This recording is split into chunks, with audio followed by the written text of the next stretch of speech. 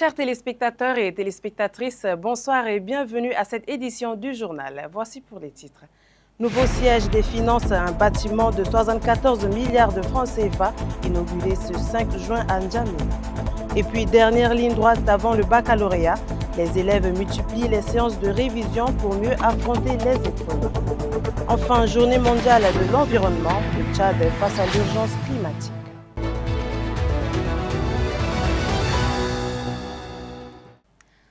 Une fois de plus, bienvenue. Un nouvel édifice au service de la modernisation de l'administration publique tchadienne. Le président de la République, le maréchal Mohamed Idriss Déby Itno, a procédé ce vendredi 5 juin 2026 à l'inauguration du nouveau siège du ministère des Finances, du Budget, de l'Économie, du Plan et de la Coopération internationale.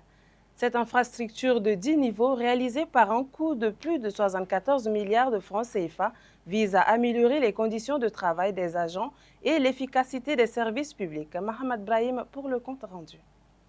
L'inauguration de cette infrastructure moderne marque une étape importante dans le processus de modernisation de l'administration publique tchadienne engagée par les plus hautes autorités du pays. D'un coût global de plus de 74 milliards de francs CFA, cet édifice de 10 niveaux se représente désormais comme un symbole fort du renouveau institutionnel. Le tout nouveau bâtiment qui abritera désormais l'hôtel des finances et du budget du Tchad a été conçu selon des standards modernes. Il dispose de nombreux bureaux, des salles de réunion, des espaces de conférence ainsi que d'équipements adaptés aux exigences d'une administration performante. Après la coupure du ruban symbolique par le président de la République, le maréchal Mohamed Idriss Déby Itno, marquant l'inauguration officielle de ce joyau architectural, le chef de l'État, accompagné des membres du gouvernement, a effectué une visite guidée des différentes installations. Les techniciens lui ont présenté les principaux équipements ainsi que les espaces de travail destinés à accueillir les services du ministère dans des conditions optimales. Dans son intervention, le chef de l'État a souligné l'importance de cette infrastructure qui s'inscrit dans la dynamique de modernisation des institutions publiques et d'amélioration de la gouvernance. Ce nouveau complexe administratif est appelé à offrir un cadre de travail adapté aux exigences actuelles en matière de gestion des finances publiques, de planification du développement et de la coopération internationale. Lors de l'inauguration officielle du nouveau siège du ministère des Finances et de l'Économie ce vendredi 5 juin, le chef de l'État, le maréchal Mohamed Idriss Déby Itno, a exprimé sa satisfaction quant à la réalisation de cette infrastructure qu'il qualifie de stratégique pour le développement du pays. Il a également appelé les responsables concernés à assurer une gestion rigoureuse et un entretien durable de cet important patrimoine public. Suivez. Aujourd'hui, avec l'inauguration du ministère en charge des Finances, du Plan de l'Économie et de la Coopération internationale, nous avons franchi un grand pas. Et un très grand pas, parce que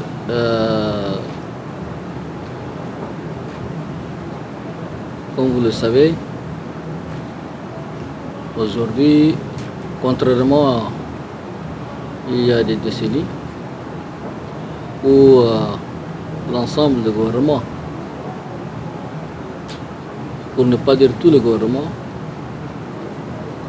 était abrité dans un seul édifice, qu'on appelait d'ailleurs le palais du gouvernement.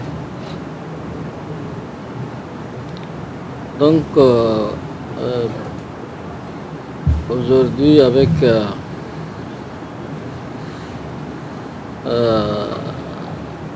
l'inauguration de ces ministères, qui est un ministère important, on peut dire que c'est notre grenier, le grenier de la République. Nous avons franchi un pas très important pour que les fonctionnaires d'État puissent travailler dans un cadre moderne, sophistiqué, et cela va leur permettre d'être plus à l'aise, si on peut le dire, dans leurs fonctions. Et avec ces bâtiments modernes, avec tous les édifices qui sont construits ou qui sont en train d'être construits, Cela va réduire aussi la bureaucratie. La bureaucratie pour permettre à nos concitoyens ou bien aux étrangers qui veulent venir ici de faciliter. Suite à la dégradation de l'état de santé du professeur Aboxouma Djona Atienemo, arrêté à son domicile le 27 avril dernier avant d'être transféré à la maison d'arrêt de Klessoum avec 7 autres leaders du GCAP, le vice-président de sa formation politique, Eni René Konengi, a animé ce matin un point de presse au siège du parti dans le quartier Walia du 9e arrondissement de N'Djamena. À travers cette sortie médiatique, il appelle les plus hautes autorités du pays à ordonner sa libération afin qu'il puisse bénéficier d'une prise en charge médicale adaptée. Suivez. Le communiqué signé depuis la cellule par les chefs des partis politiques, relayé par nos soins, ainsi que le respect à ces messages par l'ensemble des militants et sympathisants du Parti Les Démocrates, tout comme par ceux d'autres partis membres de l'ex-GCAP, démontre combien l'esprit de discernement, la hauteur à se plier à la décision de l'instance juridictionnelle suprême et surtout à éviter le bras de fer avec les autorités publiques, laissant libre cours au dialogue mérité qui d'ailleurs est le seul issu dans des circonstances pareilles dans un pays comme le nôtre où la démocratie est en construction. Nonobstant tous ces efforts de la part de ces chefs de partis prévenus, le 8 mai 2026, les 8 leaders politiques ont été condamnés à 8 ans de prison ferme.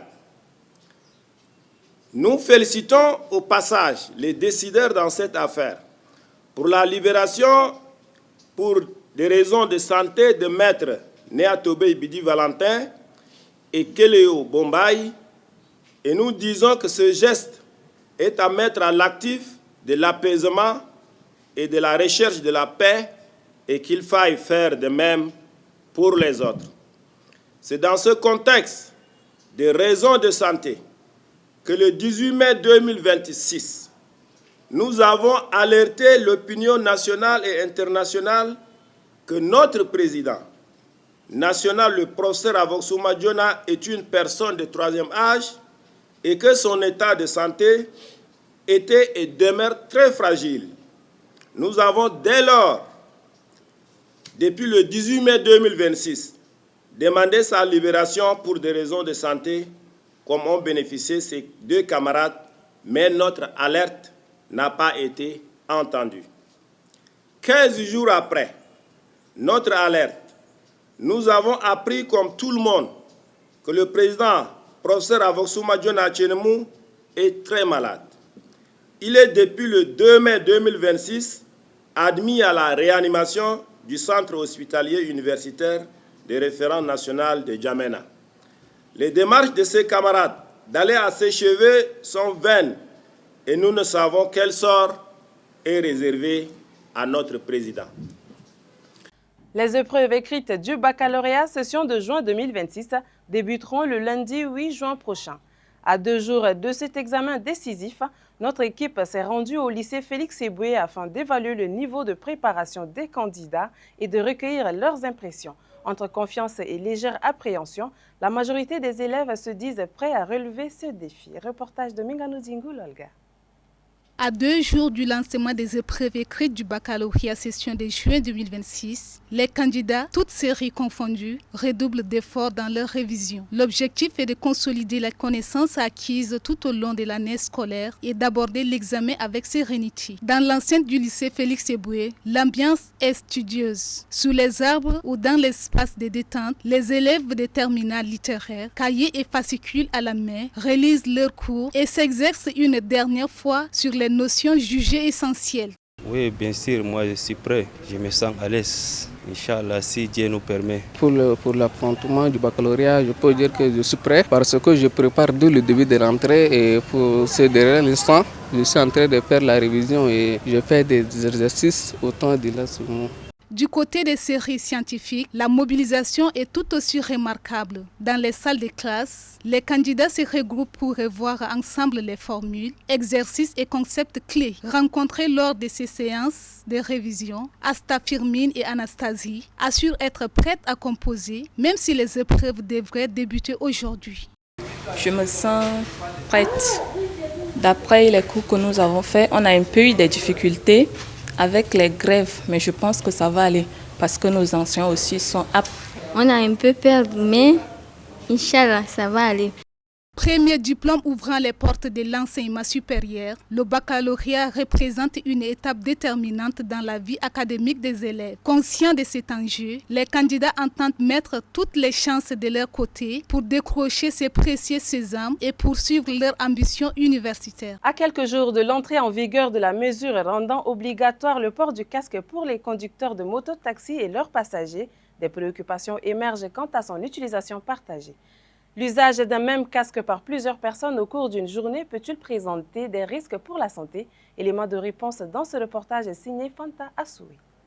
Depuis l'annonce de cette mesure, les casques se vendent à grande vitesse dans les rues d'Injamina. Un engouement qui témoigne de l'adhésion progressive des conducteurs de mototaxi à cette nouvelle réglementation. Mais à quelques jours de son application effective, certains usagers s'interrogent déjà sur les conséquences sanitaires liées au partage des mêmes casques entre plusieurs passagers. Les mêmes casques qu'on va porter, on donne aux clients, ils vont porter, et il y a aussi les maladies qui vont se transmettre par rapport aux sueurs et autres, et ça, je ne suis pas vraiment du tout d'accord.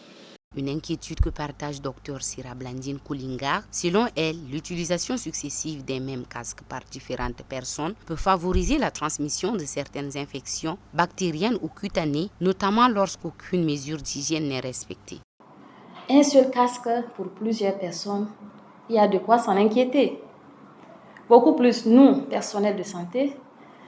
De ce point de vue, nous on se penche beaucoup plus sur les infections qui peuvent être d'ordre bactérien, des infections qui peuvent être d'ordre parasitaire, tout comme des infections qui peuvent être d'ordre fongique. Parlant des infections bactériennes, je peux facilement parler de l'infection appelée impétigo ou bien une folliculite, qui les germes sont dans la sueur. En portant le casque, tout le monde a au moins porté le casque une fois dans la vie. On voit qu'on transpire parce qu'à l'intérieur, c'est chaud et en transpirant, ça devient un peu humide. Et ce qui fait qu'il y a des germes qui préfèrent se multiplier dans des climats pareils. Donc déjà, parlant des infections bactériennes, la lymphétigo et le folliculite qui est là. Donc la sueur est là, le sébum est là, c'est entassé. Et maintenant, qu'est-ce qu'il faut faire? Il faut désinfecter régulièrement. Donc, si on n'arrive pas à désinfecter les mousses et qu'il n'y a pas de désinfection entre les clients, alors l'infection va s'installer.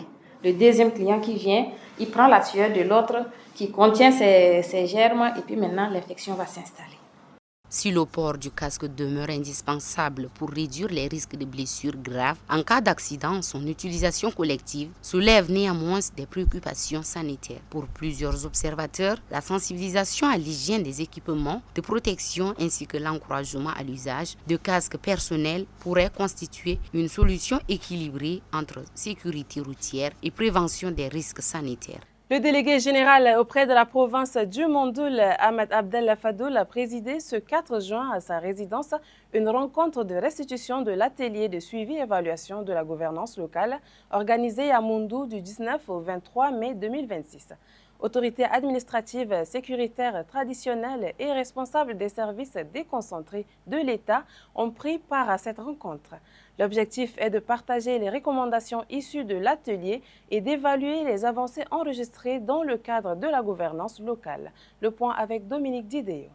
Au menu de cette rencontre avec les responsables des services déconcentrés de l'État, les autorités traditionnelles et dignitaires coutumiers, la restitution des recommandations, résolutions et orientations issues de l'atelier de suivi et évaluation de la gouvernance locale organisé à Mondou du 19 au 23 mai dernier par le ministère de l'administration du territoire et dirigé par le vice-premier ministre chargé de l'administration Liman Mahamat. le vivre ensemble, la cohabitation pacifique, la cohésion sociale, le respect des us et coutumes, le respect de la loi 14, la responsabilité des collectivités autonomes, ainsi que le rôle des dignitaires coutumiers et leaders religieux, la sécurité des personnes et leurs biens, le règlement pacifique des conflits fonciers et intercommunautaires, la circonscription des recettes de l'État et la lutte contre le détournement des deniers publics est au centre de la communication. Sur le plan sécuritaire, le délégué général du gouvernement auprès de la province du Mandoul, Ahmad Abdallah Fadoul, fait le point. Renforcer et d'accroître la veille sécuritaire dans toute la province. Élaborer la cartographie des unités administratives à forte vulnérabilité et intensifier des patrouilles. Les partages rapides et efficaces des informations sensibles constituent une obligation de service. Des réunions périodiques de coordination de sécurité entre autorités administratives, forces de défense et de sécurité, chefs traditionnels et religieux devront être tenus dans chaque département et chaque sous-préfecture. Des rapports fiables doivent être transmis à la hiérarchie de chaque corps. Il est demandé aux forces de défense et de sécurité d'assurer au mieux la sécurité des citoyens et de leurs biens. L'intérêt de la communauté doit être au-dessus des intérêts des individus, a déclaré Ahmad Abdallah Fadoul à l'intention des collectivités autonomes afin d'être rigoureux dans la gestion. Les recettes de l'État, la collaboration avec les forces de défense et de sécurité doivent être de mise pour renforcer le trésor public, mais aussi mettre en mal tout fauteur de troubles. Pour finir, la transparence et la redevabilité doivent être au cœur des actions pour le développement de la province. Après plusieurs semaines de formation, les agents de la garde municipale de Péni ont été officiellement présentés aux autorités administratives et à la population. La cérémonie, présidée par le préfet du département du Mandoul central, marque une nouvelle étape dans le renforcement de la sécurité et de l'ordre public dans la commune. La correspondance de Dominique Didéo. Afin de répondre aux exigences d'une organisation communale et servir avec abnégation et responsabilité le service communal, le maire de la commune de Péni a formé la police municipale de sa circonscription. Ce 4 juin, ils sont honorés et habillés pour servir avec loyauté et détermination la commune. Après la levée des couleurs, les agents de la police municipale formés ont démontré leur savoir-faire lors d'une cadence défilant devant l'exécutif communal et le préfet du département du Mandoul central. Le maire de la commune de Péni, Masraba Yourad, à cette occasion se réjouit de la formation de ces jeunes avant de présenter leurs prérogatives.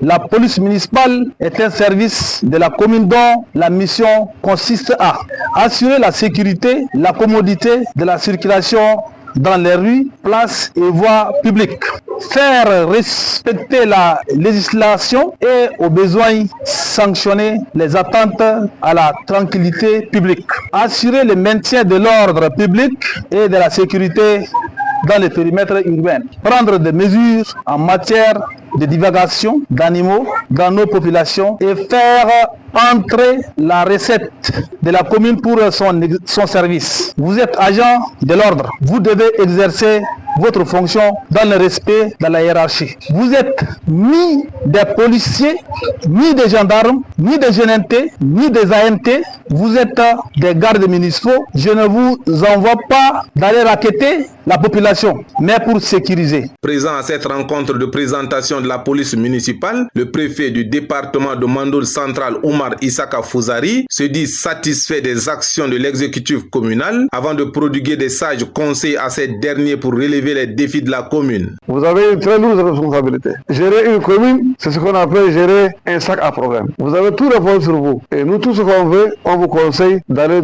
sur la base du développement. Cette formation s'inscrit dans une logique de l'organisation et de la gestion administrative de la commune afin de répondre aux exigences de développement de la commune de Péni.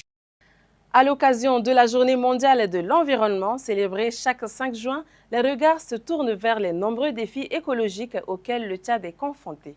Avancée du désert, déforestation, raréfaction des ressources naturelles et effets du changement climatique pèsent lourdement sur les populations.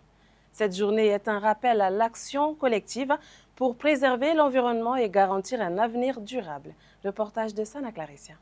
Le 5 juin de chaque année, le monde célèbre la Journée mondiale de l'environnement, une initiative des Nations Unies destinée à sensibiliser les populations à la protection de la nature. Au Tchad, cette célébration intervient dans un contexte marqué par de nombreux défis environnementaux. L'avancée du désert dans plusieurs provinces, la dégradation des terres cultivables, la coupe abusive du bois et les effets du changement climatique fragilisent davantage les conditions de vie des populations. Les épisodes de sécheresse, les inondations récurrentes et la baisse des ressources naturelles affectent directement les activités agricoles et pastorales, principales sources de revenus pour de nombreuses familles. Face à cette situation, les autorités, les organisations de la société civile et les partenaires au développement multiplient les initiatives de reboisement, de sensibilisation et de promotion des pratiques respectueuses de l'environnement. À travers des campagnes de plantation d'arbres et des actions communautaires, les objectifs est de renforcer la résilience des populations face au changement climatique. Chaque citoyen est appelé à adopter des gestes simples, notamment la prévention des arbres, la gestion responsable des déchets et l'utilisation rationnelle des ressources naturelles. À l'occasion de cette journée mondiale de l'environnement, le message est clair. Préserver l'environnement aujourd'hui, c'est garantir un avenir meilleur aux générations futures. Un défi collectif qui concerne l'ensemble des Tchadiens, un appel à l'action pour une gestion durable des ressources naturelles et la protection des écosystèmes. Dans l'actualité internationale, retour sur la visite du président kenyan William Ruto en Afrique du Sud, les manifestations au Nigeria contre les enlèvements massifs d'élèves dans les établissements scolaires, ainsi que les protestations en Libye contre la présence d'étrangers sur le territoire d'Arbawa Karkamla. En visite d'État en Afrique du Sud, le président kenyan William Ruto a abordé jeudi l'épidémie d'Ebola qui sévit dans l'est de la RDC en Ouganda. Les derniers chiffres communiqués par le gouvernement congolais font état de 60 décès sur les 340 cas recensés. L'Ouganda voisin compte 15 cas confirmés, dont un décès selon les données officielles. William Ruto a tenté de défendre la création d'un centre de quarantaine pour Ebola par les Américains au Kenya. Des Nigérians sont descendus dans la rue à Abuja jeudi à l'appel des organisations pour réclamer la libération des élèves et enseignants enlevés dans une école dans l'est d'Oyo. Au Nigeria, les enlèvements de masses d'écoliers par des groupes armés constituent un problème de sécurité persistant. Le phénomène est nourri par les rançons versées pour obtenir la libération des otages. Ça suffit. Assez d'enlèvements, assez de meurtres. Ils nous tuent comme des poulets. Ils tuent nos enfants comme des poulets. Nous ne sommes pas des animaux. Nous sommes des citoyens de première classe du Nigeria. Nous ne sommes pas des citoyens de seconde classe. Nous ne sommes pas des réfugiés. Ils nous ont fait de nous des réfugiés dans notre propre pays. Et nous ne le laisserons plus produire. Nous avons beaucoup enduré dans ce pays. Nous avons beaucoup enduré et nous avons assez. Nous sommes fatigués. Cela commence à nous étouffer, déclare Arish Christie Alao, militante. Des centaines de Libyens ont manifesté jeudi à Tripoli devant le siège du Haut-Commissariat aux réfugiés de l'ONU contre la présence d'étrangers en situation irrégulière dans leurs quartiers, appelant à leurs expulsions du pays. Après une campagne sur les réseaux sociaux, des centaines de Libyens, carton rouge à la messe, symbolisant une demande d'expulsion, s'étaient donné rendez-vous devant le siège du HCR. Non à l'installation des migrants et des réfugiés. La Libye appartient aux Libyens, ont-ils scandé, appelant aussi à la fermeture des bureaux du HCR qu'ils considèrent responsables de leur présence sur leur territoire. C'est la fin de ce journal. Merci de l'avoir suivi. Bonne suite de programme sur Tchad 24 International.